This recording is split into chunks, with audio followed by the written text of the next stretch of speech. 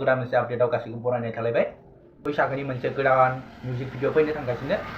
नोंथांमोनाथ' नुखाबाय जानो हानाय नङा होमबा इन्स्टाग्रामफोराव फेसबुकफोराव जोबोद मोजां जादों गाना बे टाइटेला जाहैबाय ना मावा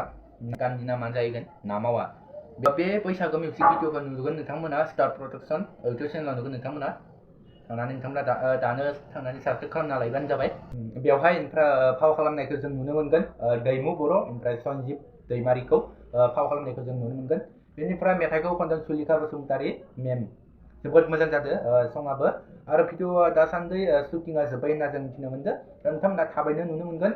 नेना थाबानो जाबाय नोंथांमोना ओमफ्राय चेनेलाव थांना साबस्क्राइब खालामना लायबानो जाबाय स्टार प्रडाक्सन चेनेलखौ नोंथांमोना थांनानै साबस्क्राइब खालामना लायदो माखारै बेहाय मोजां मोजां गानबो फैयो आरो दा नै फैनो थांगासिनो सुलिखा मेमनि जोबोद मोजां जादों गाना आरो नोंथांमोना आंनि चेनेलाव गोदानफोर फैदोंबा साबस्क्राइब खालामना लाबानो जाबाय आरो लाइक खालामना लाबानो जाबाय थ' बेनिसिम खुलुमबाय जय बर'